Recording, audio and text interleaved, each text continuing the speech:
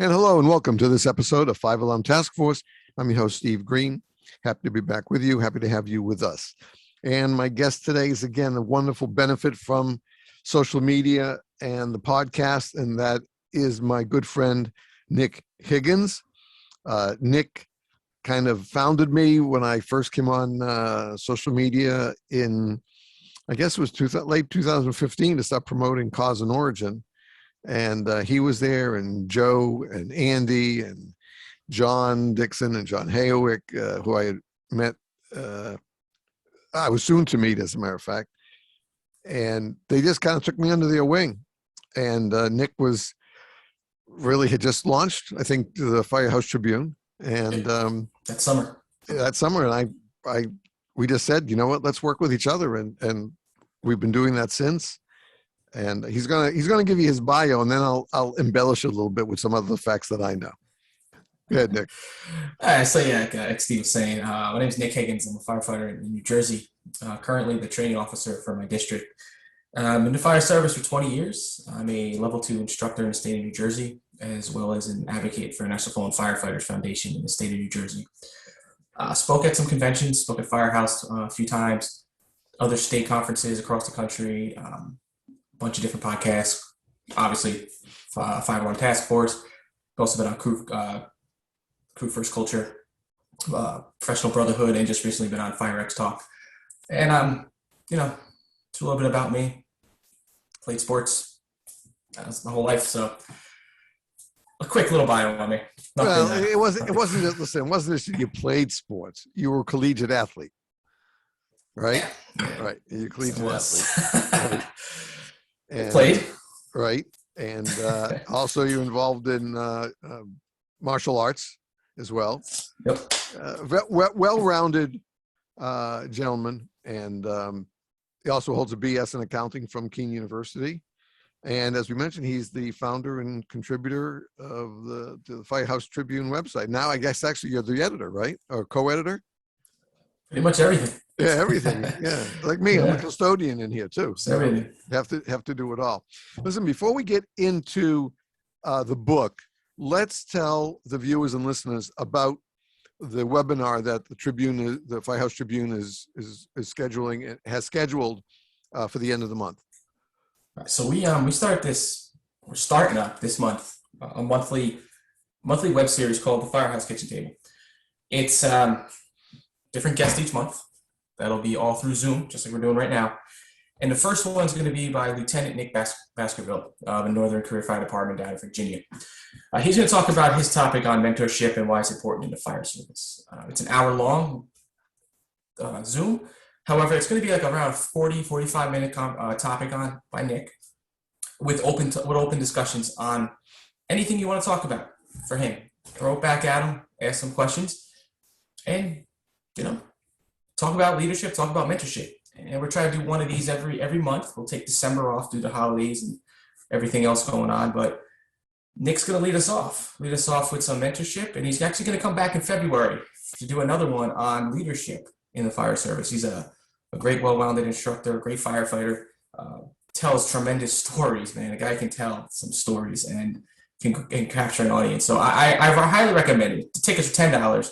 It's going to benefit the Firehouse Tribune and also benefit first responders. So it's a great cause to help us out, help out other first responders with different organizations, and just be able to sit around a table and talk virtually. That's great. And we wish all the luck. We've been promoting it here on the show, and full disclosure is that Nic is a volunteer member of the board of Five Alarm Task Force Corp, along with Battalion Chief Andy Starnes, and they are my guides and they are my ropes. They keep me doing the right stuff and focused in good directions, and always there to help and give me advice. And with that, we also want to share with you, you've probably seen on social media and heard on previous episodes, that we are sponsoring our final webinar of 2021 on the Thursday, the 9th of December at 6:30 p.m. Eastern Time. And it's dealing with the dangers that we are facing that are growing almost exponentially when we respond to emergencies on active roadways.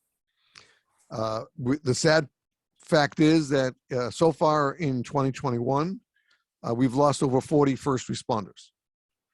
That's lost. That doesn't even count those injured this year to accidents. I have a tough time even using the word accident anymore, but distracted drivers don't see the blocking vehicles. They don't see the lights. They don't realize, they don't see the cones. They don't see the flares, etc. And they barrel through these intersections, these blockades, and they hit apparatus, they hit people. It's taken a terrible toll on the fire service over the last few years. And we've been talking about this now for 3 years. I looked at our files, and going back 3 years was our first roundtable and our first discussion with Chief Conley from Irving, Texas Fire Department. And so we hope that you'll join us for this. We have some great presenters for this. We have retired Chief and Dr. Richard Gassaway from Situational Awareness Matters show. We have Deputy Chief Ron Tennant from Grand Rapids, Michigan, who has been working with blocking vehicles and attenuators. If you don't know what attenuator is and think it's simply a volume control, attenuator are those big flat decks you see on the back of these big DPW trucks on the highways, stuff like that, that usually are filled with water, and that a car comes into that, it's going to be much less damaging because the water helps absorb the energy from the impact. So he's got over a decade of experience working with those. And also joining us will be Mr. Jack Sullivan, the Director of Education for Responder Safety Institute, and Todd Lease, the Deputy Director of Education at the Responder Safety Institute and Traffic Incident Manager with the Pennsylvania Turnpike. These four people are really eminently qualified to discuss this issue and how you can be safe on the scene from the moment you're toned out to the moment you get there and you pack up and you go home. Listen, we know we as first responders can't solve the distracted driver problem, but we can take care of ourselves and keep ourselves as safe as possible.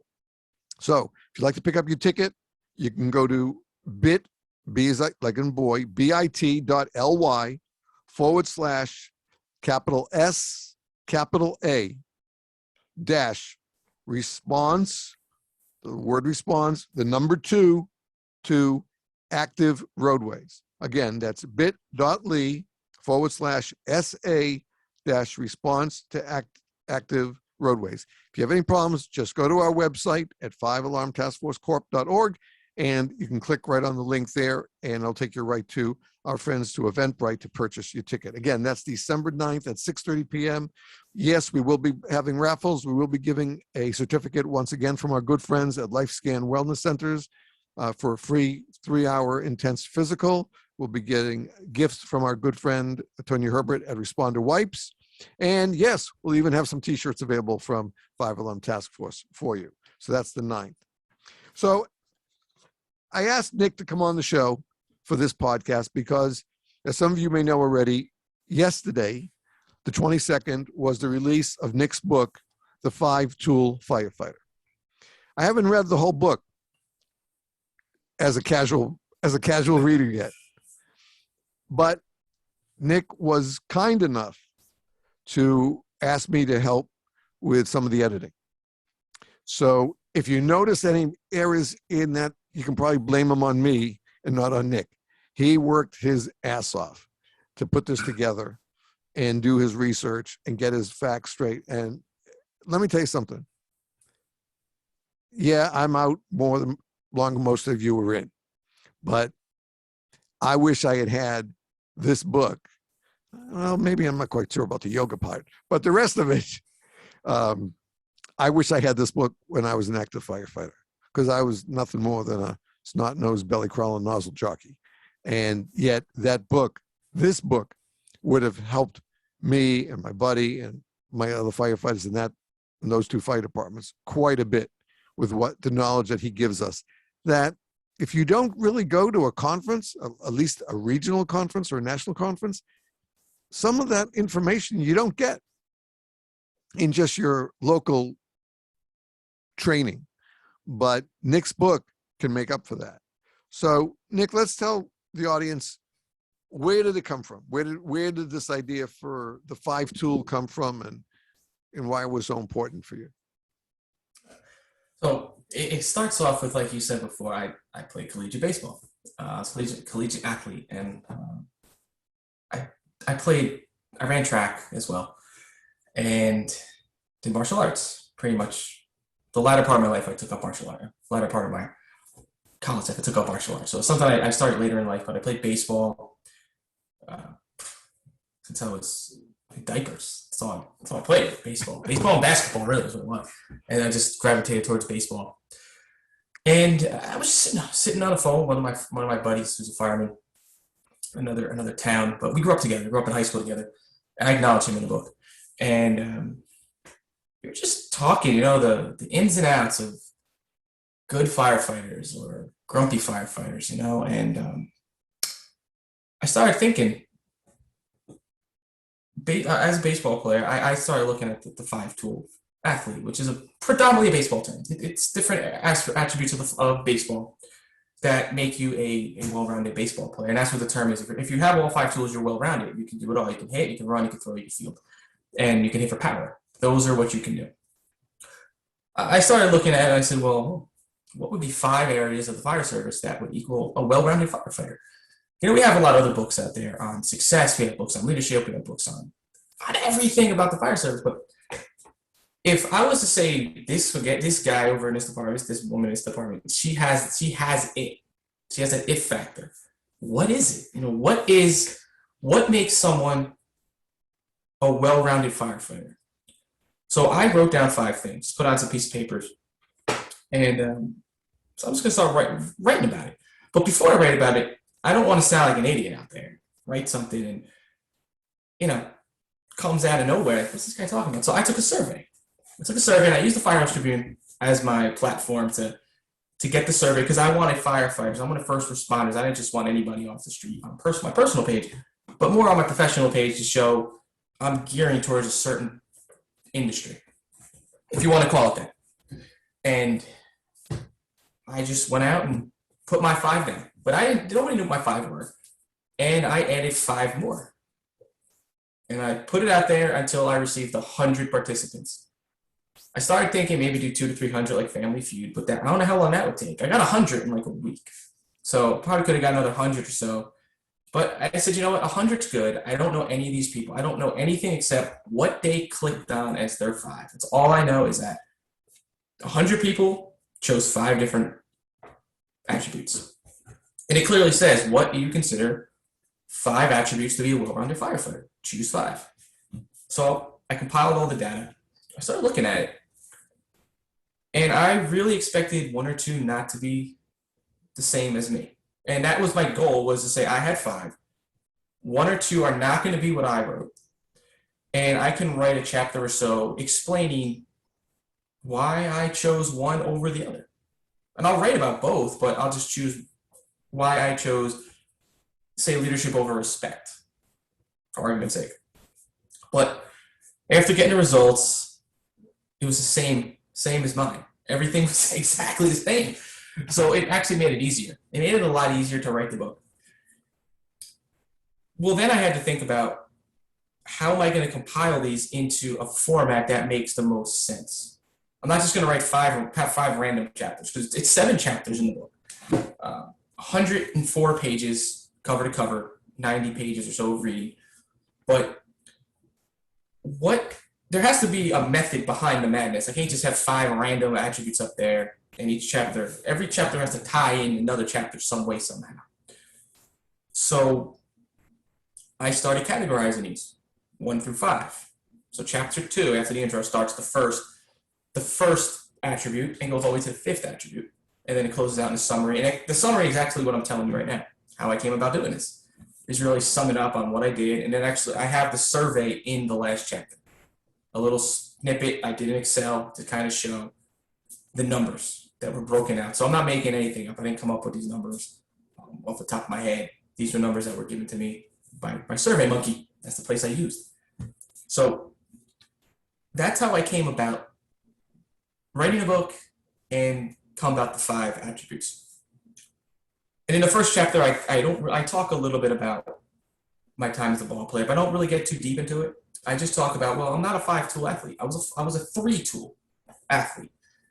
Not to take away anything that I couldn't hit. It wasn't not to take away. It's just my predominant areas in baseball was a good fielder, I ran track, so I had really good speed, but I had the awareness on the base path, and I had a good arm.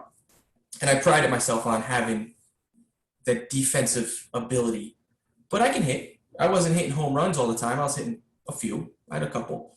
But I more pride myself on being able to field and to track balls down, run the bases, score runs, steal bases, produce. And when I got on base, it would be if working accounts, getting walks, bunting, base hits. You know, it took me a long time to accept the fact that I wasn't going to hit 30, 40 home runs. 10 would be nice. You know, that was a good amount. I had power, I had pop, but it wasn't something that you were going to expect me to go up there and hit a ton of home runs. It was just I was able to spray the field with the ball. So that's why I don't consider myself a top hitter, but I consider myself a decent hitter. I was decent. So I wouldn't consider myself well-rounded in hitting because I didn't have all the power. Not a Mike Trout, my favorite player, but that's another topic for another time. So I didn't want to take away and try to like stuff, but anyway, I compared it and said, well, why don't we should have something like this in the fire service? So the 5 attributes, and we'll talk about a couple, and then we'll get back to it. We'll take a break and come back to the rest. But the first one I put down, and I'll list them all, and then we'll talk about them. The first and foremost is leadership. That was the first attribute on the list, was leadership. The second was a term called, I don't call it this, I didn't coin this term. Somebody told me this term years ago. It was a fire marshal, actually. Firematics. And we'll talk about what that is. I had questions. Some people in other states had asked me, they never heard the term, so I'll get into that. Situational awareness. You kind of see where this is going. Fit for duty. And I have a little spin on fit for duty based on, I wrote about myself, and I'll explain a little bit more when I get into fitness for duty on what I'm talking about, not taking away from anybody else. And the last attribute would be adaptability, or as I call it, adaptable. So those are the 5. The first one's leadership. The first attribute, and I'm not going to go too deep into every attribute because it's the book right here. There you go. Don't mind the not for resale. I haven't gotten actual author copies yet. Amazon only sent me the proof copy. Still waiting. But the first one is leadership. Leadership is something everybody wants leadership. Everybody wants leaders. Everybody wants to have that guy or that girl to be the leader. And at the same time, the way you could start everything off is, if you want to be good at something, hell, you want to be great at something, you have to have some type of leadership capability. You don't have to lead a group of people. That's not what I'm talking about. I'm not talking about leadership to others. I'm talking about leadership to self. It's all about how you lead yourself. Because if you can't lead yourself, you can't get to number 2. You can't get to the knowledge piece. Because, and I'm going to use the book actually to really get into it, is leadership all depends on what you want it to be. But in order to be successful, you have to train. You have to get up every day.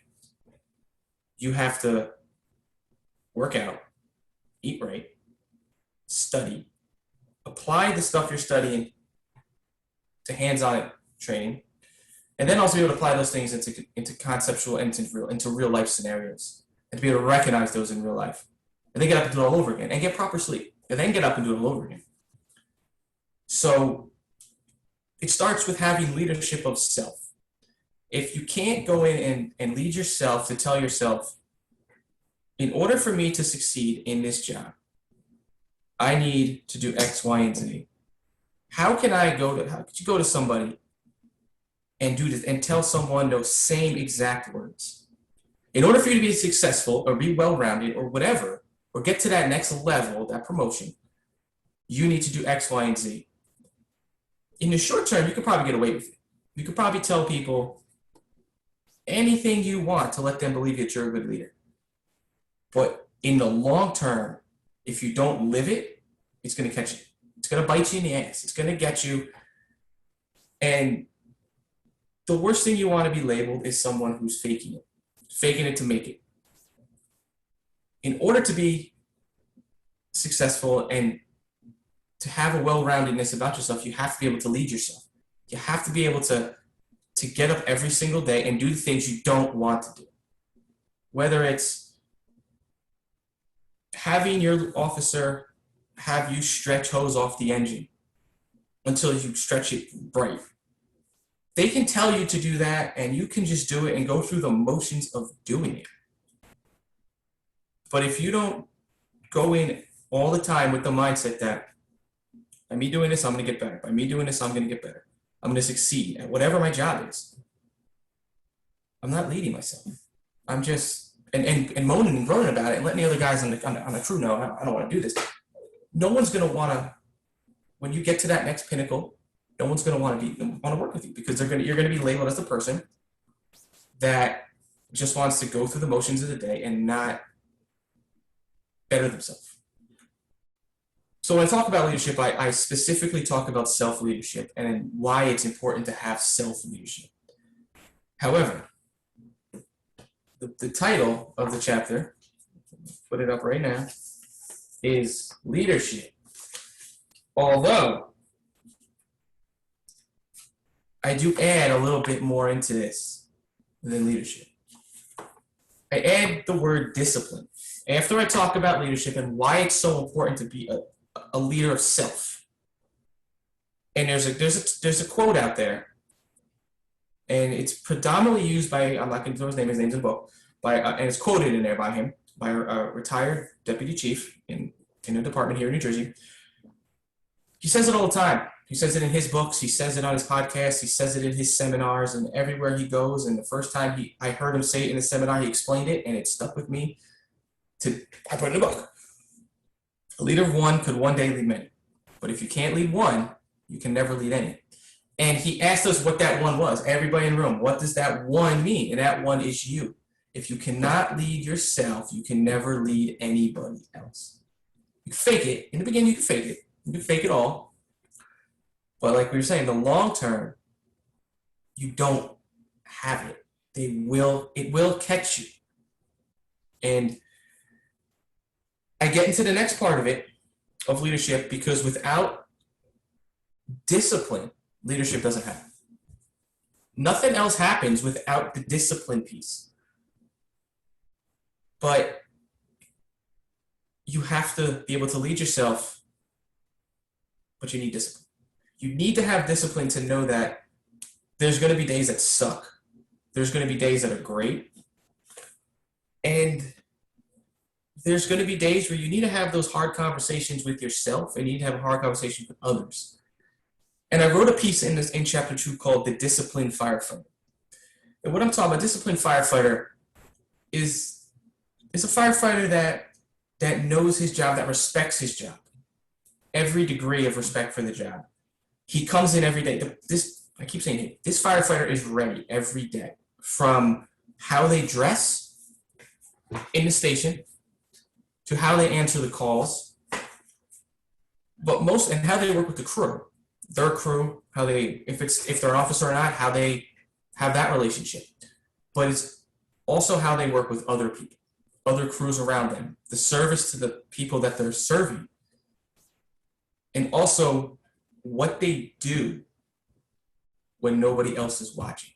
That's where the real discipline and leadership comes in. I could sit in the firehouse in the day room, reading a fire book, reading a journal, a trade magazine, whatever. I could go through the motions of sitting there saying, man, that guy's always studying something in the firehouse. Notice what I just said. In the firehouse. I'm always studying something. But what about when you're not in the firehouse? What are you doing on those days off? What are you doing when nobody's watching you? I've heard that a long time. Even when I was playing baseball, coaches would say, manager would say, it's not what you do here with us that makes you good. It's what you do when nobody is watching you. Because you could look good when you could show off to your teammates or your peers. You could look great. But are you taking the time to take care of yourself mentally, physically, knowledgeably? I guess that's a new term, word I came up with. To better yourself, to make yourself more rounded. And in order to do that, you have to lead yourself to do it. You have to have the discipline to get up every day to lead yourself and yourself only to better yourself. No one's going to hold your hand and do it for you. I can only get so far. We all have mentors. We all have people that coach us, that train us, that encourage us. But in the end, it comes down to yourself and yourself only. And that's what the first chapter is about. Because if you don't have, second chapter, if you don't have that, whatever's left in this book, you can throw in the garbage, because you're not as successful in the end. You can have the knowledge behind you, you can have the physique, you can have this, you can have that. But if you do not prepare yourself and train yourself with the discipline to do it every single day, live it, nothing else really matters. Yeah. Nothing else really matters. In the end, you're going to get caught. You will get caught that you're only doing it when people are watching. That's a great point. Number one, one of the best points you brought out is that you can only fake it for so long.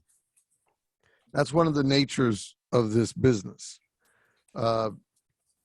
People can tell the difference between real passion and show off. They can see it. Yeah. And most people who care about this job, and again, whether it's a career job, career, volunteer, part pay, WUI, whatever, those who have the passion, they may not do this every single minute, but they really know their guild. They know what they have to do. And you bring up something else in that first chapter, a part of that discipline, which hits home with me as a lifetime educator.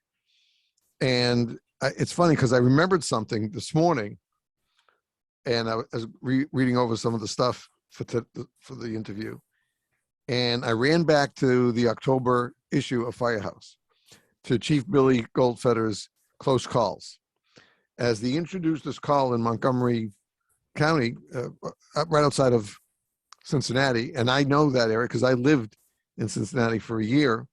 And actually, I didn't even realize that I was that close to Chief Goldfeder at the time, where I was. And it's about learning. And in that first intro to his article, it was almost like he had already read the book, because he talks about what you and I have talked about, what Andy talks about, is that if you are a firefighter of any ilk whatsoever, you must continue to learn, be willing to learn. And then when you know it and you're comfortable with it, then you learn to share that with others. That is part of what good self-leadership is that you can tell yourself, I must continue to learn. I put it on page 2. The second page of leadership. I put right in there, the day we know everything is the day we should retire. That's it. It's also the day we don't know anything at all, because we acted like we knew everything. And we talk about, the buddy of mine who I was talking about earlier, this concept, we talk about this. We talk about the disgruntled firefighters we have in our firehouses. And we talk about the ones that act like they know a lot of different things, but they know a lot. And that's great if they do. You respect their time that they put in. You respect what they've done. And not taking away from anything anybody's ever done. You can't take away. They've done it. They've accomplished it. But it's the sharing, and it's the sharing of the knowledge and training and how they present it to others that can deter people or encourage people.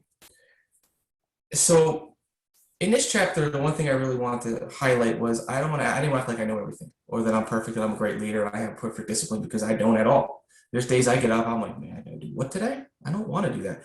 I mean, just for example, just the other day we had a call, and I really, really didn't want to do what I was told to do, but it was part of the job and I had to do it. I really did not, for some odd, it was an early morning call and I just did not want to go up to the roof. Go up there, it was a rooftop unit, fire alarm activation. Go up to the roof, see what's going on. I was like, man, I really don't want to go up there. It's a very cold, windy, it's icy right now. I don't want to do this. But if I started showing I'm not doing it, and I'm one of the senior guys, how does it look on the other guys there? And I'm not, oh, he doesn't have to do it, so I don't have to do it. It's trickle-down effect when they start seeing those types of things. So I told a story in chapter 2, leadership chapter, about my early days. I'm not going to dive too deep into this at all, but I told a story about how I really got into wanting to learn more, and the captain who, in a sense, took me under his wing. And if he caught you in the firehouse, caught you in the engine bay, looking at the engines, touching them, doing your checks, you were sure enough to be quizzed on something at that moment in time. And it would be the most outlandish thing that you would come up with. And he would say, well, 2 o'clock in the morning, you better be able to answer that question for me, or know where that tool is, what it's used for, because you never know when you need it. So random things like that got me to really say, I have to know everything I can about this engine, everything I can about what's on it, why it's being used, what it's used for. To the point where I just had in my locker just papers and stuff, pictures and descriptions of everything, a book. I had everything because it instilled a lot in me. It instilled a little bit. It instilled in leadership. He was the reason I actually went and became an instructor. He was the reason. When he did it, he became an instructor. I was like, wow, that's pretty cool. So copycat, I wanted to do it because he had that way about him that when he walked in, you either knew you were going to get jokes or you were going to get quizzed, or you're going to get both. So I wrote about that in there, about, the appreciation I had for him, of what he did for me, and how, that led to my chapter in this book. And, everybody has a person that does instill some type of thought into their brain that you might not have any contact with these people anymore. They might, everybody goes down different paths, different roads. And when I wrote that chapter, I went back years in my time. Not even at that station anymore. I moved on to a new station in town, but to know that, and he's not even there anymore, but to know that when I really dug deep, that was really a driving factor behind why I got into fire service instructing, and why I was so passionate about teaching others. Because as he would do that for me, I would subconsciously be doing it to others. And I still carry that thing, that this one little training tip he did in here. I carry it with me to my firehouse now, and I still do it. I still do that same thing to this day. Not as much as he did. Not as much as he did. It was like every damn day. But at times, I do it now to catch people off guard. Even the older guys, I'll do it too. I don't really care, and they like it. I mean, when I first did it to some guys, they were just like, "You're making me do what? Come on, go get a tool. Let's get a tool and let's talk about it."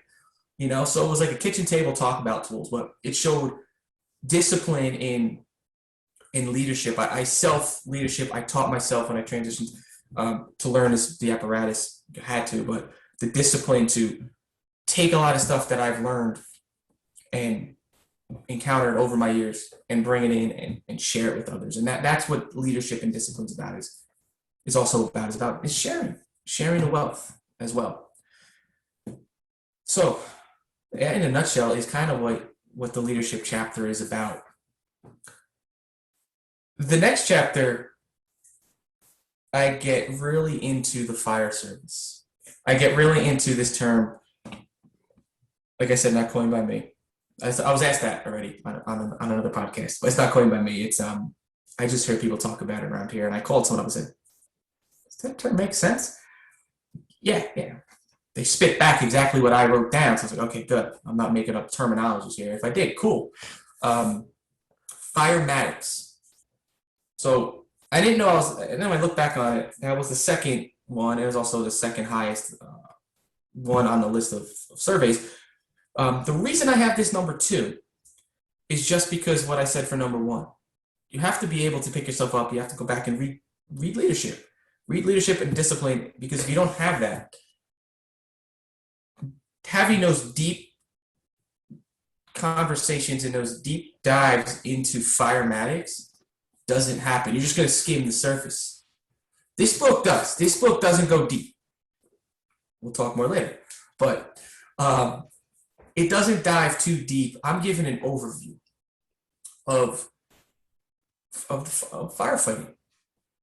And that's what I'm talking about. I'm talking about there's certain things in the fire service that every firefighter should know. This conversation's been around for years. I've had it with plenty of firefighters of all statuses across the board. And I'm not knocking fire academies. I worked at one. A lot of these guys worked at them or still do.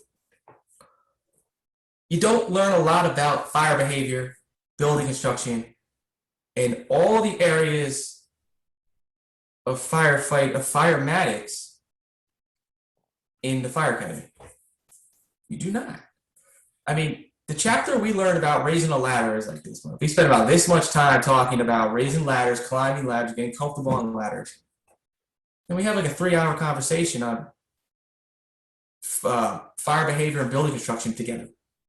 So when people get out on the fire ground, yes, they can apply these tactics. They can stretch lines. They can raise ladders. They can cut holes. They have the basics behind them of doing the actual job, which is great because they're not going to be making these decisions in the forefront. They're going to be doing them as they get older and as they get more experience, get more knowledge. They're going to start doing these things. But you never know when that day can happen. Anything can happen anytime. So I talk about the basics of firefighting, which is what is our thing on the fire service? Well, you have to be able to understand what you're doing on the fire ground, why we're doing what we're doing, what our objectives are. Our objectives are what? Are to save lives, property, and put the fire out is what we're supposed to be doing. And I outlined that in the RECOVS. Firefighter, RECOVS stands for. It's an acronym. And I highlight that. First, I discuss why we need to understand this, and then I outline what it is.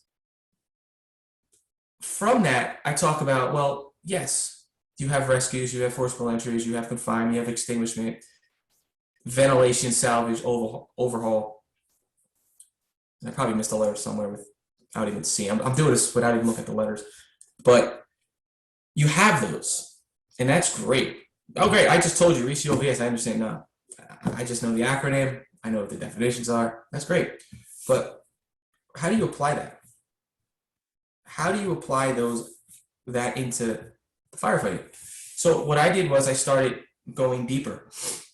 And I went into, well, after you know what your objectives are, you know what you have to do, what the main objectives are of the fire ground. Francis Brannigan spelled it out. Many years ago, Francis Brannigan spelled this out. If you never read a building construction book, Francis Brannigan's books on building construction are probably the books to get on building construction, as well as some others. But Francis Brannigan said it in his book, "The building is your enemy." The building's your enemy. So you think about that. The building's your enemy. As a person who did taekwondo tournaments, baseball, what you have to know your opponent and know everything you could. You're not going to know everything. You're never going to know everything about it. But you have to know about your opponent. Your opponent is the building. So you have to know what you're going into. You have to know. And it's classified in 6 categories. There's 5 classes. Now there's a 6th of building construction. And I simplified building construction. This is not a building construction book. This is a summarized version of the 5 to 6 classes of building construction, broken down by the pros and cons of each one, what it's made of, and how fire behaves in these structures, what you're going to find. So we start out with fire resistive, talk a little bit about it. Talk about what the pros and cons are of fire-resistant structures. We move it into non-combustible, limited combustible. Talk about that. Talk about how it's built, what kind of components are in those, and again, the pros and cons. From there, we move into ordinary construction. Same concept, heavy timber or mill construction, as you want to call it, type 4. Type 5 is wood construction, wood frame. I'm sorry. And then you break it down. You break it down into your 3 types of wood frame. You got your brace, you got your platform, and you got your balloon. And you break those down. You talk about what they're made out of and how fire spread will happen, the pros and cons. And last but not least is this new type of construction going on called hybrid. Hybrid construction is a blend of different types of construction. And my example I put in the book is type 2, or already built a type 2, and whoever owns it, property owner, wants to add an addition. Well, we know nowadays that they are not going to be adding more type 2 additions to a type 2 structure. Cheaper, quicker is what? Truss, wood frame construction. That's hybrid. Mixture of construction. And I start adding other things into this construction as well, we talk about hybrid, and even in general, in all the other constructions, if there is truss floors, truss roofs, and solar panels, I'm detailing that in this book. I'm detailing it, that these are key components you're gonna have to notice that they're now starting to put in building codes throughout the country of where you're having that take place. So those are key indicators. I just put the key indicators in there of the building construction of the overall of what you should know before you get deep into understanding the real ins and outs of it. From there, you get into your fire behavior. Well, fire behavior. Fire behavior has the stages of fire. I get right into the stages of fire. I start talking about the stages of fire. And I do reference my website and a blog I put in there because, again, this is not a very detailed book on every little nook and cranny. It's the basics to get to your next part. I'm opening the door. This book is opening the door for someone to read it and say, yes, these are the key areas I need to focus on. So I highlight the key areas of fire behavior. From there, what have we already done? We already know our objectives. We know building construction. We got fire behavior. Well, on the outside, we have to be able to, or inside, we have to be able to read the smoke. The smoke is telling you a story. It's telling you what's happening inside the structures. And if you read building construction, you would understand how fire behavior came about and now how you can implement reading smoke based on what I said in building construction, on how the different layers of reading smoke play part into building construction. So I kind of already laid the foreground, the foundation, which was the building. And then I got into the fire behavior. Then I got into the reading smoke. Okay, so great. We did it all. No, I'm not done yet. There's one other key component of firematics, which is size up. And when I do mostly all my classes I teach, I always ask this question, especially when I teach a lot of engine company operations. And I ask this one question all the time. When does size up begin? And the majority of them tell me at the incident.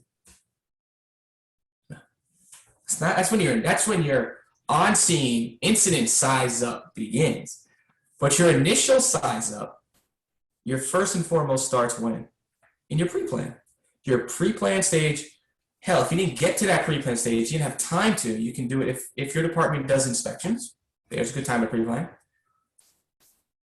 The majority of the time you can't get into residential structures. You can't get into residential structures to do any type of incident planning. It's residential, it's private dwellings.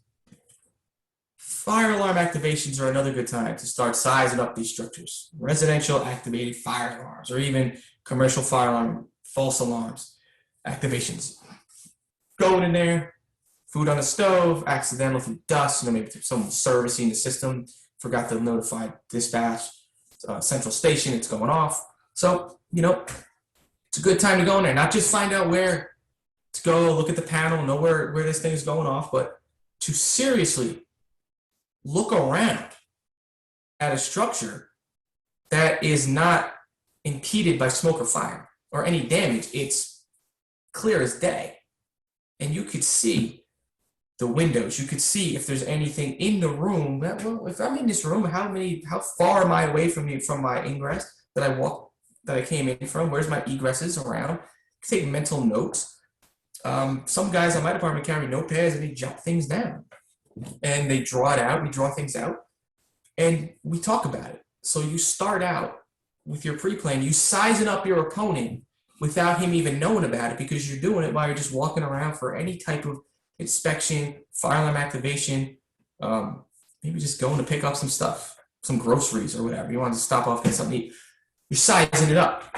Size up your opponent at all times is what I'm starting to get off with. So you already laid the foreground. You understand the construction. You understand what the objectives are. Or your objective. You understand your building construction. You understand your fire behavior. You can understand how to read smoke. Size up your opponent. When you're a fighter, you're sizing up your opponent before you even get in that cage, into that ring. You're sizing up. You're learning all its tendencies before you get there. And that's the same thing in the fire service. Understand that building before you get there. Because when you get there, it's not going to look the same. It's going to look different. And now you're going to see, like, you have an on-scene size up. And your on-scene size up is continual.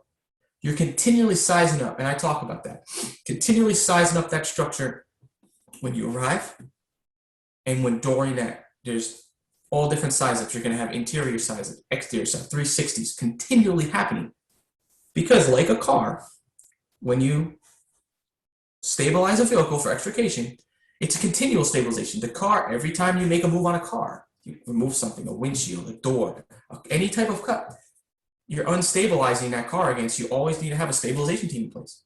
Well, same thing in a fire. You always need to keep continually sizing up because things change. A bad cut, you leave the door open for fire flow, you don't close the door. The car compartmentalization is key. So continual size ups on the fire ground is the second, is the initial pre-plan, then you have your on scene, your ongoing, but you're still not done. The fire's out, you're mopped up, you're packed up, and I talk about it again. I get back into it. Your after action size up. Your after action review is your final size up. What went right? What went wrong? What did you find in this structure? There's your final one. It's a circle. It just keeps happening because you can go back there again, do it again and again. You know, that's a great point. And at some way, I think I'd love to see a survey about after action reviews and how many departments really do an after action review after I'll call it a major incident. Now, a major incident could be anything as a really bad MVC off the highway to multifamily structure to a commercial structure. But when I wasn't able to, after my knee injury up in upstate New York, I wasn't able to work the fire ground. I sat with the chief and I set up their video system, their first video system. This is when JVC just came out with the little mini VHS cassettes. And we put it in our heavy rescue. So it would always have a trickle charge. And then my job was to meet the rescue at the scene, take the video and start shooting stuff, and then bring it back in for after action without any editing, just show the raw video. And let me tell you something. Those videos opened up a bunch of eyes. Yep. Because people see, even Chief said, oh my God, I did that. What was I thinking? I didn't know I was on camera. Well, that shouldn't make the difference. As you just said, if you know your stuff, whether you're on camera or not, you need to have that after action review. Yeah. If it's a major incident, you need to do that for everybody, to give them that opportunity to review when the adrenaline is stopped and everybody's in a more relaxed state. A day later or the following training meeting, you do that after action review and you go over because that's another learning, as you just said, it's another learning opportunity. And when we have guys, we have our own private facilities in Piscataway where we take our guys down, we can train. We have a burn facility and everything else is just for us. And at every academy, when I was teaching at an academy as well, when you do an evolution, you have an after action review. What went right? What went wrong? And you talk about it. My department has a policy where we do that. After a call, whatever it is, we don't care if it's a fire alarm activation. Get in the room, what we do. What happened? So whoever's obviously you have to fill out the report, the NIFRS report, we fill it out. But everybody has to talk about it. Like we go and say, what's on the report? What did we do? And just to get an overview of what happened. Whether it was just food on the stove, gas leak, elevator emergency. That's like the basis of what we get. And we get a lot of car crashes and car fires. That's what we get a lot of. What happened? For the crews that were either in-house or stuck somewhere else, everybody fill in what happened. And the officer, whoever the company officer is, fills in with what happened for that day. It's always better to be a proactive firefighter showing up to a scene than a reactive. Because it's like you don't want to have that knee-jerk reaction. Mike Tyson says it best. Everybody has a plan until they get punched in the face. It's the same thing. You don't want to. You have a plan, but if you don't have a plan when you get punched in the face because you aren't ready for it. When you get punched in the face, you get thrown back, and you don't want to have that happen. You want to be ready at all times. So I wrap up chapter 2, or I keep saying chapter 2. Sorry, firematics, with the final thing, company operations, and I talk very, very openly on engine, company operations, its duties, its personal size-ups. Ladder company, truck company, its duties, and its size-ups. And then I talk about the importance of rescue and squad operations, and I summarize everything saying this. I played music my whole life. I'm still a musician. But I use music as to wrap up this. An orchestra has multiple sections. You take one section out, the harmony isn't there. The music isn't there. So without having all these pieces together and understanding everything we just talked about, the harmony and the synchronization isn't as efficient as if you had them all. So you can't whistle a symphony. You have to have all the pieces to do it. And there's a little quote in there I put in there from someone who said something like that. You have to have all the pieces in order to play in harmony. It can't just be one person. So that's what I have for chapter firematics. I want to go with numbers, but for firematics. And I think a good time to take a little quick break and go to get something to drink, and we'll come back and we'll keep going. All right, so folks, we're going to take a break. If you're watching the video, you're not going to see anything different. If you're listening to the audio, you know what's going to happen. We're going to take a little break. We're going to hear a few words, and then we'll be back with my guest, Nic Higgins, as we talk about his book, The 5-Tool Firefighter, right after these words. Please stay tuned.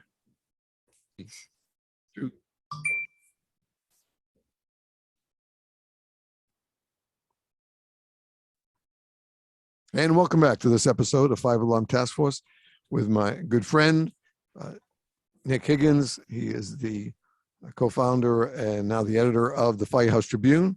And we are talking about his book that was released yesterday, his first book, released yesterday. It's available on Amazon. It's called The 5-Tool Firefighter, 5-Tool Firefighter. I guess you and I have to use that 5- quite a lot when we talk about things. Maybe. Because people keep thinking of the word. I couldn't find your website. Look for 5 alarm, FIVE. I said, no, it's the number 5, numeral 5, whatever you want to say it. 5-Tool Firefighter. He kindly invited me to help with some of the editing of it, and I just was fascinated by the book. And we're talking now about, we talked about the first couple of chapters and his goals in putting it together.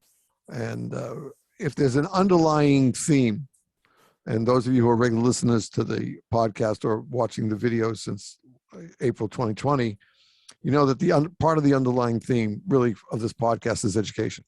That's what we're about. That's why the shows have guests. We're at, I think, 178 episodes, and I've done one. And I just did that about a month ago.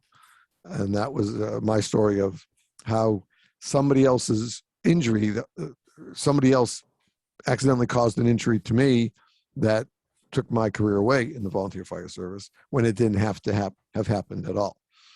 And so if you continue to learn, whether it's from Nic's book, or any other book, magazine, trade, conference, training session, if you make that continued commitment to learn your job, learn what it is to be a firefighter today, this book is going to help you. And learning is the key to being the best firefighter. No matter what rank you hold, learning is the key to being the best that you can be in this job that we all love. So Nic, let's take it away. Let's go into a little bit more. It's happening in the book that our viewers and listeners can expect to see when they pick their copy up. All right. So the next piece, we talked about leadership, discipline, firematics. Now, you know the knowledge. You have the knowledge behind you of the firematic piece. You have to put it to play. You have to be able to understand these key areas in real life, in real time, and being able to identify them, understand them, and implement them. Well, the next one, like we're saying, is it's going to be situational awareness. You have to understand your situation and how that all plays a part into what's going on around you and how you're going to make your decisions.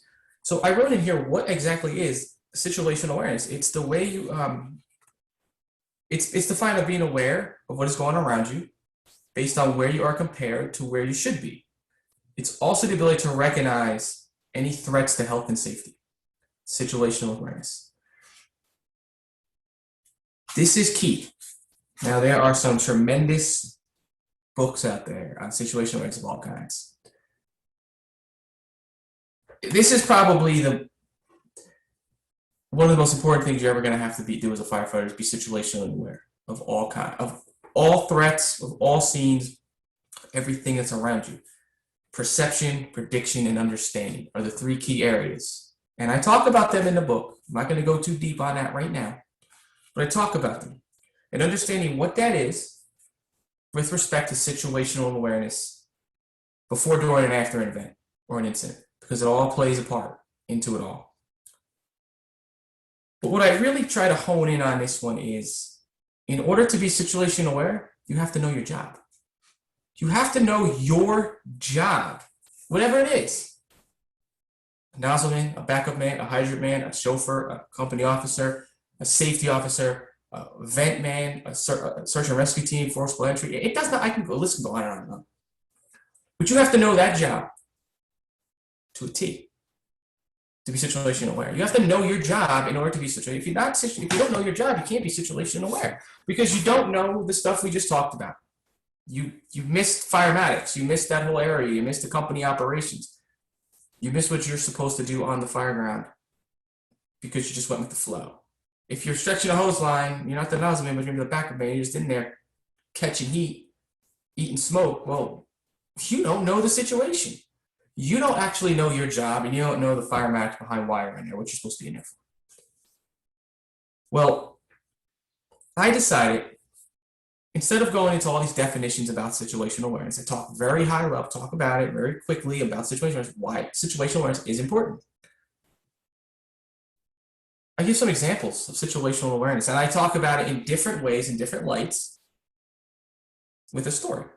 The first one I talk about is air management. Air management is being situationally aware of knowing your air consumption before and during an incident. What your air should always be topped off before you head into that structure. Well, situational awareness will tell you, and building construction will tell you, size up, pre-plan, all that's going to dictate this. And knowing your job is, if you're stretching a line into a building, you should know how long it took you to get in. your crew, your guys in your crew should be monitoring that. So it's basically a group effort in this situation of situational awareness and air management. Know everybody's air management going in. When you get to your destination, I guess you want to call it that, of whatever you're doing, whether you're stretching up to a second floor, down up a flight of stairs, down a hallway to a bedroom for a fire, and that's where the seat of the fire is. And you're going to go in there. You want how long it take me to get into this area? How long take me to get to the seat of the fire? And how much air did I consume? Because if it took you 3/4, well, now you're doing work. Now you already humped the hose in there. We know sure as shit ain't gonna take you 3/4 to get out unless you're very, very proficient at air management and air consumption. We know that. So you might be. Let's say you're on a crew and you're very proficient with it and you've practiced it, and this is a good drills to do is air consumption in different environments and how you consume air, and also know the type how your crew members consume their air. Because when you get to that area that you need to get to, what's your air monitor? I mean, yeah, we have our PARs and commanders do PARs, anything else. Hey guys, what's your air management? Where's your levels? So there's four. Say we'll make it easy, 4-man crew. 3 guys go in. So we have a driver, 2 in the back, an officer. Officer and 2 go in, stretch a line, they go in, 3 guys. You work out, however you're going to do this, you work it out. However you're working out how you're going to do your tactics based on the 3 mans on the line. If you're going to do some searching off it, whatever. I'm not getting into that. Well, if 2 guys use 3/4 and the other guy used a half to get in, there's a red flag. Situation tells me we might not have as much time as we thought we did. That's why I get more into that example as we go, but that's a key of being situationally aware, knowing the situation, not just what's around you, but what's with you, what you have on you, people. I'll share with you a couple of 2 quick stories about that. We had a young kid, neighbor of mine up where we lived in upstate New York, and good kid, and he hung around the firehouse all the time, wanted to be a firefighter, was still only, I think he started when he was 14 hanging around, and then he was going to be 17. He hung around. He learned a lot. He spent a lot of time at the firehouse. So one of his first calls, we got called mutual aid to the next town over for a fire at a fast food restaurant. And our first due on that mutual aid for them was our big rescue. So driver and an officer came in, and I got the rest of the guys in the back and told everybody, all right, put your tanks on and, check them, make sure they're ready. And because now I was in charge of the back, but I wasn't an officer, but I was in charge of the crew in the back until we got to the scene. So we're about 4 minutes into a 8-9 minute ride. And all of a sudden there's bells going off. Now this is before the pass unit. So we still had bells in our regulators. And looking around, whose bells are that? And it was this kid. Because once he turned it on to check it, he never turned it off, and he kept the mask on. He sucked down his entire tank before we even arrived at the scene. So that was one. The other one was that injury that cost me, where I had this is a state fire college, and we had I was on the last team to go in because I had 4 occurrences in my first 8 months of being on a nozzle at a working structure fire. So this trainer said to me, you're going to be the last person on the burn house when we go to active burns with your partner. I said, okay. Well, my partner was a young kid. He was public safety, which was police and fire in his community at the same time. He hated fire work, but he loved police work, and they sent him to this college to be trained. So now we're in this acquired structure. Last day, last exercise, we're at the door. I said, look, remember what to do. You just hump that hose when I open that bail, and we're going to be fine. You just take that pressure off me and we'll do good. Knock it out. We'll be out of here in 2 seconds. We're all set. The lieutenant arcs off the room, says, let me let it cook a little bit. He wants to get to cook. I want it to really cook. And then he says, okay, I want you to start slowly open the bail and go through the pass-through. I said, okay. Just as I'm opening the bail, we hear bells. So I tuck it in, And I grabbed my regulator. It's not me. I see the lieutenant out of my left side. It wasn't him. And then all of a sudden we hear, I'm out of air. I'm out of air. I'm going to die. I'm going to die. And I'm like, what the hell's that? And I still hear the bells. And he rips off his mask, this kid behind me. He says, I'm out of air. I'm going to die. I'm going to die. And he bails. That's it. He drops the hose, bails out the front door. That left me with open bail, fully open bail, lieutenant 6 feet to my left on an inch and a half. Yeah, inch and a half in those days. Yeah, inch and a half line. Still flowing $1.25 per minute. And backing up, as it turned out, there was linoleum towels on the floor that were lifted up because of the burn and the overhaul. And I went through a hole right through the floor with one leg all the way up to my crotch, blew out the left knee altogether. The right knee, the whole right leg turned backwards behind me.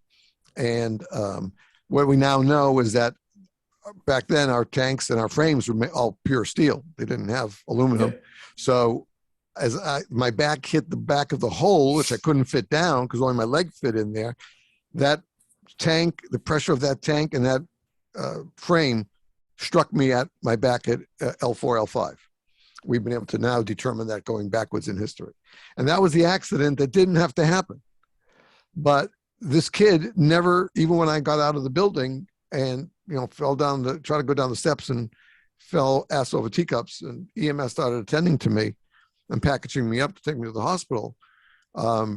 This kid didn't even come over to check on me. And the next day when we went for graduation, I figured I wasn't going to graduate because I did get the fire out by myself, but I figured, I didn't do the tactics correctly with a teammate, and he never came over. I was on crutches, my knee immobilizer on, never came over to check on me.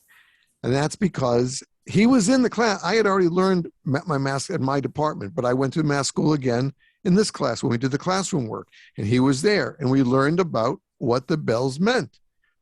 That's what you're talking about, being situationally aware. As soon as his bells went off, he started panicking that he was going to die, that he was totally out of air. And, and those were simple 30-minute bottles we had back then. But if you're not aware of everything from what's on your tool belt to how your regulator works, how your pass system works today, then you're going to cost somebody something in that evolution that you're doing. The problem is, it's probably going to happen on a real scene and not on a drill scene. Exactly. Yeah, and I give some more examples about that in the book. The next example I talked about was understanding. Now we go back into fire behavior, understanding building construction with respect to fire behavior, which led into talking about flashover and how situational aware ventilation, how that all kind of plays into the same. Okay. But the reason I brought that up, and I don't want to get too deep into that also, I'm not going to go any further with it, is I tell another story. This is the second story I really tell in the book about myself on how I messed up, which opened my eyes to wanting to know more about, to have the discipline and self-leadership to sit down and learn fire behavior, learn building construction more. I was a younger firefighter, and we had a situation where I was put on a nozzle, lieutenant, another guy, and I was simply putting the fire out, but I wasn't paying attention to what was going on around me. And we got caught in a little bit, and it wasn't like the movies. I even put it was like the movies where, we walk out the door, the place blows. No, it wasn't like that. But we didn't experience the flash. No, we were not in a flashover. We were not in any of that. We recognized the signs. I didn't recognize the signs. I'm going to be honest. I didn't recognize the signs. I was tunnel visioned in, I put the fire out, forgetting what's going on around me. It was the lieutenant who recognized, because he was watching. He had a tick, he had his eyes, he had his ears, he had everything. He recognized it and said, we got to go. We don't have enough here to handle this. This is it. We have to leave. When we got out, I basically tell the story of what happened. He explained to me, and that's when I said, I need to better myself. I need to learn this because we could have died in there. If I was the one in charge, that might have ended tragically. And it woke me up. Luckily for us, none of us had any problems. We were fine. We weren't involved with that. So people talk about it, flash shows like that. Something like that. It was not a hero story by any means. Not the movie Backdraft and Chicago Fire. Just none of that stuff. This was simply, I didn't know what I just spoke about in the Firematics chapter at the time. I didn't know. And I admit my mistakes. I'm admitting my mistakes in here.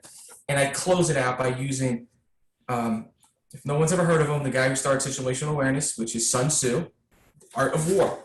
This is where the first time it's ever been brought up in text. It's the Art of War. And he talks about how to train in situational awareness, and I cover it. And the last thing I say in situational awareness, in the Art of War, Sun Tzu says, every battle is won before it is ever fought. So the 3 chapters are probably very important chapters. And you see how they all kind of pan into each other. Started off with some leadership. I self-leadership myself. I had a discipline to learn. I got ready to go. I learned all my firematics. I learned all the pieces I need to know. And now I had to implement them. I had to be able to utilize them on the fireground, and that situational awareness, utilization of it all. The next chapter is probably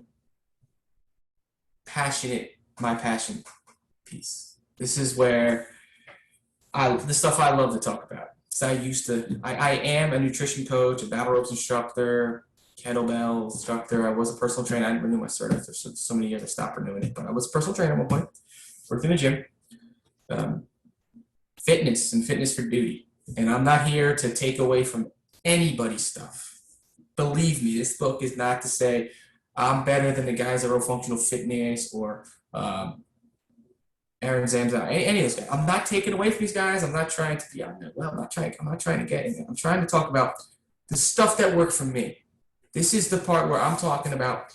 I start right off with NFPA studies. In 2019, how many firefighters, 60-some thousand firefighters were injured in the line of duty. And a lot of them were injured for preparation. And I just get into key areas. Not everyone can do the same workouts. Or if they can do something, they can't do the same extent. You have age, you have health, you have physical and mental capabilities and limitations that prohibit things from people doing certain things. Or they just don't want to do it. It's just not their interest. Like, you're not going to see me enter a bodybuilding contest. It's not my style. I'm more into strength training and flexibility and all that. I don't talk strength training in the book. What I talk about are the key components to more of a healthier, well body to be ready for the call. So I talk about what's the most important things you're going to have to do. It's flexibility. So I started off talking in the chapter about flexibility and why it's important for firefighters. From there, I move into core strength. And what I'm talking about in core strength is your actual core of your body.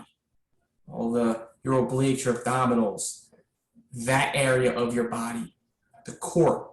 Because if you don't have a strong core, all the rest of that is garbage. The rest of the stuff you do is garbage. Your core strength is exactly what it needs, the core of your body. It's holding everything together. It's holding it up. Without having a strong core, you're in for a very long day. That air pack is going to be very heavy. That hose is going to be very heavy. It's going to be harder to pull. Core strength. When I start getting into, I always keep going back to the books. It's a lot of stuff I put in, and I gotta remember it all, is another area, and I give exercises for core strength to talk about it, and these are things that I do. It's very basic stuff you can do in the firehouse. You got your house. I mean, I have a Swiss ball over here somewhere. I'm actually in half office, half gym, so I have elliptic on my bike and all my kettlebells and sandbags and what on the other side of the room. But I talk about how you can do it in the firehouse, out of the firehouse. Basic core strength exercises. Well, outside of that, I go into things that I do outside of core strength, and I do yoga. I'm not a yogi. I'm not an expert. I don't ever want to be. I never plan to be. I know I'm not even pretending to be one right now. I'm an expert in yoga. But I take yoga I don't do it every week. Maybe a couple times a month I do yoga. I do it when I feel I really need that extra type of stretching going on. I need more flexibility. I need that meditation and just the mind clearance of it all. But I talk about why yoga is important for firefighters. And there is a thing, yoga for firefighters. It's out there. It's a real thing. Talk to Jim once about it. It's out there. It's a real thing, but I talk about it because it is personal to me. I do it, and I want to share that. Since I've done it, a lot more things have been better for me. In the firehouse and out of the firehouse. Flexibility, my function's been better. Strength has been a hell of a lot. I've been a lot stronger because of flexibility and whatnot. And I get into it a little bit more. What then I get into is another area as a nutrition coach is recovery. Oh, well, I skipped one, but recovery. Why recovery is so important to our body and to our minds. Recovering your body after long calls, after long shifts, after rough incidents, or hard workouts. Not just going and sitting down, but actually recovering your body the proper way. And nutrition. Nutrition is probably the most important outside of sleep on feeling great. Nutrition, the stuff you put in your body, you are what you eat. It's plain and simple. If you eat garbage, you're going to become garbage. If you eat more nutritious, dense whole foods, leafy greens, fruits, vegetables, legumes, beans, all these different things that come straight from nature, you're going to feel better. Still eating fish predominantly. My personal diet, I eat a lot of fish. I focus on mainly 3 fish. I eat a lot of other ones, but I focus on cod. Salmon's a big one, and tuna. I eat those all the time. We have fish in our house maybe once or twice a week. It's a staple. The Mediterranean diet is one of those things that I pride on. Olive oil. I don't really like canolas. I do eat a lot of vegetables, a lot of leafy greens, and if I don't, I have green powder that I mix in water and I drink to get some extra benefits of the other types of nutrients that I need. And a lot of fruits and other types of vegetables as well as what I do. Chicken, turkey, pork, I eat it all. I'm a huge proponent. I like beef, don't get me wrong, but I like more game. I'm more into the game meats, elk, deer, bison. I eat more of that type of stuff. It's less fats, help with blood, cholesterol and everything else, heart. So I talk about why nutrition is important. I get into sleep, why sleep's important, especially for firefighters. There's studies done on that. I put the study in there from New York Times, did one about the studies in firefighters, insomnia and everything else. Talk about sleep, why it's important. And I close it out with your mindset. Your mental mindset is key for it all. Without having that mental mindset, preparing your mind, relaxing your mind, exercising your mind, the physical side doesn't happen. It's not there. You're going to get injured, plain and simple, or you're just not going to be able to perform to your peak or your best of your abilities. So that's how I end up with the fit for duty piece. It's more personal with a lot of factual information, a lot of studies in it, a lot of guidance. And you see how it kind of went. Leadership, discipline, firematics, situational awareness. Well, now I have to focus on my body, my physical and mental self. That's a continual everyday thing. The last piece in the book, I close it out, is adaptability. Now I'm going to ask this question, and I was teaching a class the other day, co-teaching a class the other day. But firefighters hate change, and firefighters hate the status quo. I'm banging my head against the wall just saying that. However, the world is changing. The world's evolving. Technology has advanced from what it was 20, 30 years ago in the fire service and out of the fire service. You see more non-ordinary construction materials. I could say you got plastics and all these other engineered materials as opposed to wood, paper.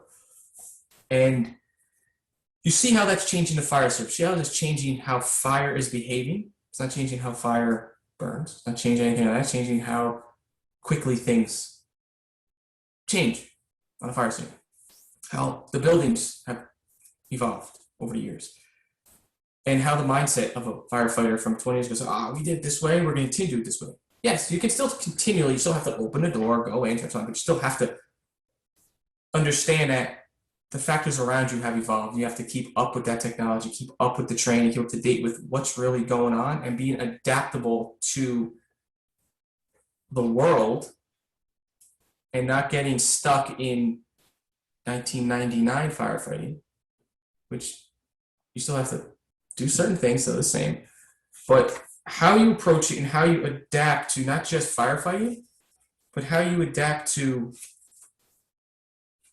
everything around you as a firefighter. That's what it's about. That's what being adapt. How you're going to adapt to the situation at hand from what happened yesterday compared to what happened today. And the world is evolving. I'm reading right from the book. The world is evolving around us. As humans, we are constantly finding ways to react or adjust to the world around us. Every day we do that. And as firefighters, we need to be able to make quick decisions and understand how situational awareness plays in part into this chapter. It all plays into each other. Again, I close out with a quote. I close every chapter out with a quote. When the winds of change blow, some people build walls and others build windmills. It's a Chinese proverb. I leave that for people to think about it. The windmill, what's it do? It goes with the change. It goes with the way everything's moving. It adapts to the world. It's like, the last thing I'm going to say is, I'm a big Bruce Lee fan. Bruce Lee talks about be water. He says you put water in a bottle, it becomes the bottle. You put water in a cup, it becomes the cup. You put fire in a building, it becomes the building, in a sense. When you're adapting, you're becoming what's around you. You could still be your own unique person, but you're becoming what is around you and adapting to the changes in the environment and changing in what's going on in fire service between people, personnel, equipment, changes in administration, policies, procedures, all plays part in not just fire ground, which why adaptability is the last piece, because you're able to adapt to many different areas of the job outside of the fire ground. In the book, I summarize it all in the end, where it all came from. And I ask people in the end, I leave it off as almost like a cliffhanger. How do you invest your time? Where do you invest your resources? What are you doing when you're not on shift, when you're not in the firehouse? What are you doing to be the best version of yourself today than you were yesterday? The only competition you have is yourself of yesterday. And I utilize a movie that I truly love, Gladiator. And this quote, it's played out, I know it, but what we do in life echoes in eternity. So what we do today and how we leave today echoes in the halls of the firehouse that we left. And that's what I want people to think about when they finish reading the book. What am I going to do with myself? How am I going to invest myself, and how am I going to become the best version of myself that I can possibly be? You know, when you're a rookie, whether you're, again, career, volunteer, makes no difference. When you're a rookie and you're looking some of these people with more time with you, and they get their tool belt, and you see all the tools they carry on that tool belt. Hook this is hook there and that. You know, in my day, the first thing was putting the flashlight on the those old little plastic flashlight, L-shaped flashlights on the helmet. It's still there. With a couple of wedges for the doors. I always kept wedges up there. One of our people was a good woodsmith, and he would always, like once a month, come back with a whole bunch of wedges he would cut. And you'd say, boy, I wish I had those tools. Mm-hmm. I can't wait till I get my tools. Well, you know what? Ladies and gentlemen, this book, you may not need to carry it on your tool belt into every call, but you're looking for tools to be a better firefighter. Here it is. Here's a tool for you that's made up of other little tools. You put them all together. You work with them. You work on them. You share them, and you become a better firefighter. And that's the key. And if that's not your goal, just like we said, and it's funny, you said it, and Chief Billy said it in his article. If you think you know everything, it's time for you to get out. It's so true. Because if you don't think that you need to learn more, then it's time for you to go get an ice cream truck and take that around the neighborhood for the kids. Because, all you have to do is keep that truck cold. That's all you have to worry about, not how to make change. That's it. Firefighting is totally different. It changes every day. And you brought up a great point, and that is no two calls are ever the same. No matter their location to each other, they could be next door to each other. They could occur at the same time the next day between one another. But your tactics, what you have to do, could be totally different on that second fire that you just say, oh, that's just like we had the one next door to it a week and a half ago. They're never the same. What's on the outside might not look like on the inside. Two buildings look exactly the same on the outside, but they look different on the inside. Yeah, that's one of the great points that we have to remember, is that we can't, unless we've been in and did a pre-plan on a facility, and even then, you may not know that there have been revisions done since you visited there. Yep. And And that's part of your situational awareness in your district. Have buildings undergone renovations that were not necessarily do not have permits pulled for them, so the records aren't in City Hall in the building department? What happens when you expect to go in into what you thought was a 3-room structure, and now you find 5.5 rooms in there? I've been in rooms that were one now turned into 2 room, one big room. Exactly. Partitions up and everything else. So expect Exactly. the unexpected. That's it. That's what it's all about. And you know what? That's going in with your eyes open, folks. When you're responding on your apparatus, you better be ready to go in with your eyes open.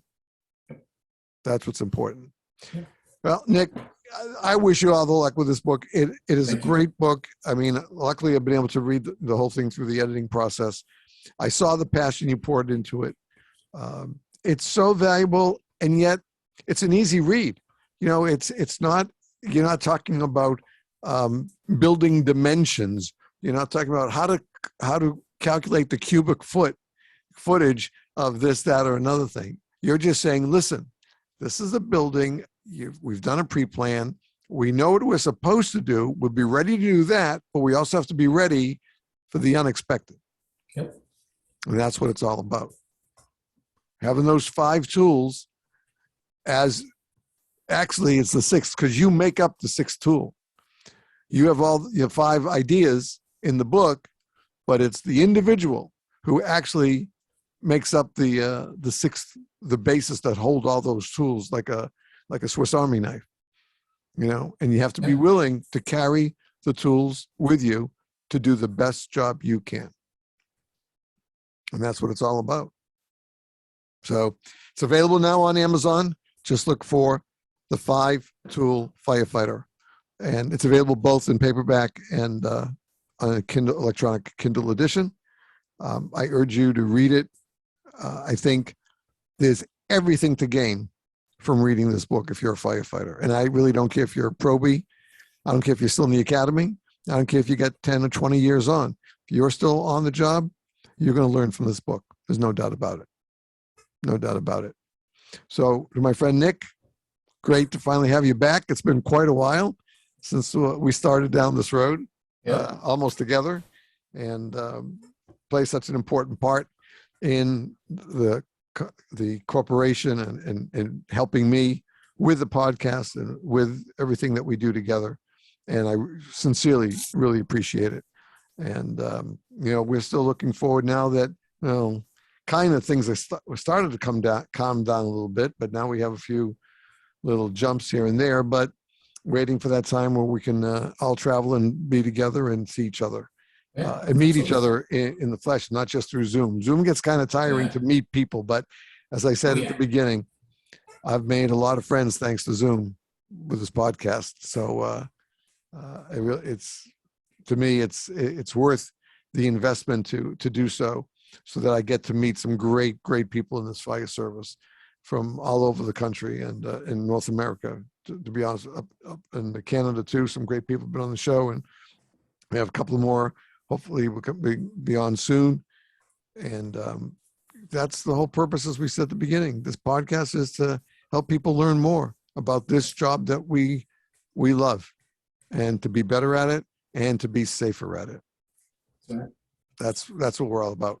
So that, if you're watching the video, that is going to conclude the video with my sincere thanks to my good friend Nic Higgins in his book, The 5-Tool Firefighter, and for all the work that he has done to help with our nonprofit, 5-Alarm Task Force Corp. And if you're listening to the audio, well, you also know this isn't the end for you. We're going to be back after this break. As always, please stay tuned. And to our video watchers, thank you for joining us.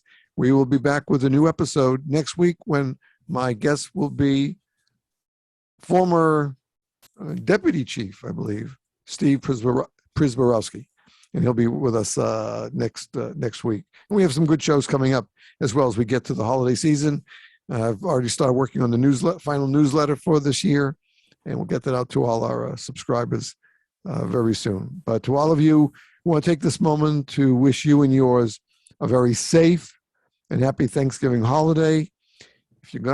If you insist on frying that turkey, do it safely, please. Okay? You know that Thanksgiving is the number one fire dangerous holiday in the calendar. No, everybody said, well, it's Christmas of the trees. No, we have more fires occur on Thanksgiving most of them due to either the oven overcooking or trying to fry an ice cold frozen turkey in 400-degree oil. You don't want to do that, folks. And I'm sure that if you're not sure about what you're doing, just check with your local fire department. They'll be happy to guide you on the proper way and safe way to fry your turkey. So just be careful out there. But have a wonderful and safe holiday. Hopefully you'll be able to get together with family and friends a little bit more this year than we did last year, and enjoy the company of being together again. So we wish you all the best. We'll see you next week on another episode of 5-Alarm Task Force.